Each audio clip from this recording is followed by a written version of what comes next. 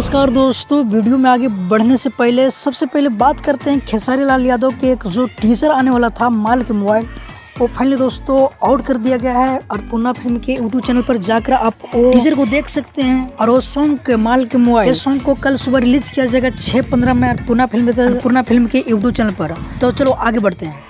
करेंगे खेसारी लाल यादव के एक और नए गाने के बारे में जो कि सपना चौहान और खेसारी लाल यादव का एक साथ आने वाला है, जो कि अनंता म्यूजिक से आने वाला है सॉन्ग, जो कि कुछ दिन पहले ही कंप्लीट कर लिया गया है इस गाने का पूरा शूटिंग। और राइटर टुनटुन यादव पोस्ट करते हुए लिखे थे कि बहुत ही जल्द कॉम्बिनेशन में सॉन्ग है और बहुत जल्द सुनने के लिए मिलेगा आप लोग के बीच। तो माल का मोबाइल के बाद सॉन्ग यही रिलीज होगा जो कि अनंता म्यूजिक से होने वाला है, टुनटुन यादव के लिखा हुआ। तो रहेगा आप लोग तैयार और वो सॉन्ग का कल बहुत ही आप लोग का प्यार देना है। इस गाने का टाइटल रखा शीला हु का, तो टुनटुन यादव के लिखा हुआ है। पूरी जानकारी आएगा पोस्टर तो आप लोग के बतला देंगे।